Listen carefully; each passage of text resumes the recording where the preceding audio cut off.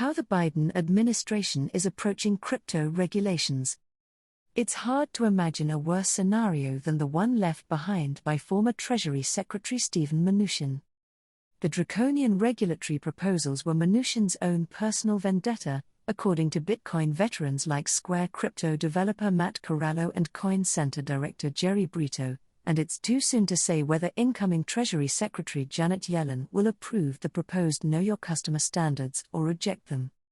Given the chaos created by the Trump administration, Bitcoin fans are anxiously optimistic about how regulators will approach the cryptocurrency space during President Joe Biden's administration. Mnuchin at the very end had an alarmist view about the illicit use of cryptocurrency that wasn't shared by law enforcement and intelligence agencies. It doesn't seem that Janet Yellen has that same view, Brito said. Her view seems to be very standard. Namely, Yellen believes there are both positive and negative ways to use cryptocurrency. She's expressed a desire to strengthen regulations that prevent illicit usage like terror financing. She may set the tone for government bodies like the Office of the Comptroller of the Currency, OCC, the Securities and Exchange Commission, SEC, and the Commodity Futures Trading Commission, CFTC. The SEC, OCC and CFTC are choosing people that are very crypto-knowledgeable, Brito added.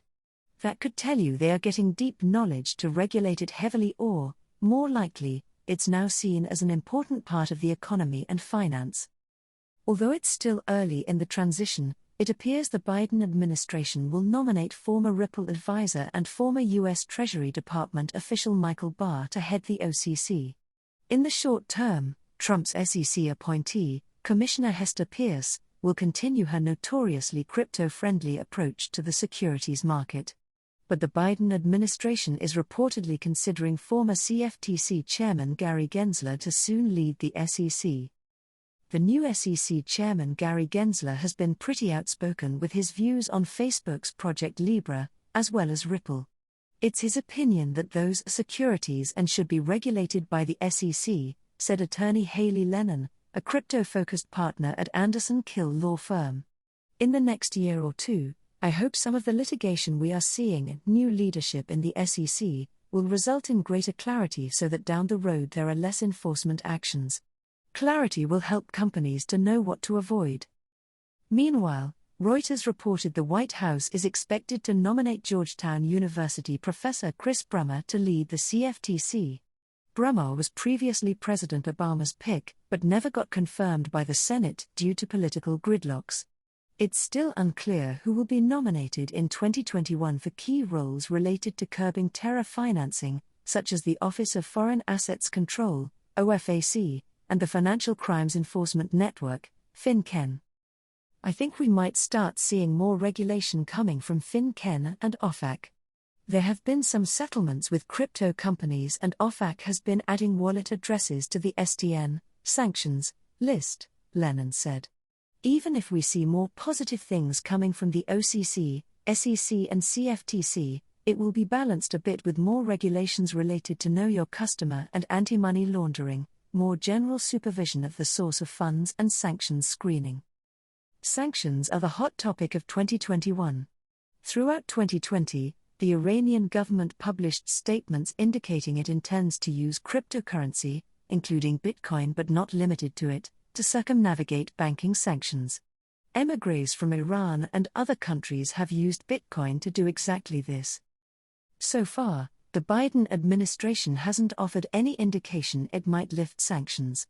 To the contrary, on February 18, the Treasury published a statement that the payment processor BitPay was penalized for allowing users to transact with citizens in sanctions jurisdictions like Iran, Cuba, and Ukraine. Regulators' approach to cryptocurrency, which many Iranian Americans also use both internationally and domestically, will reflect whether the White House prefers a hawkish or dovish approach to diplomacy in the Middle East.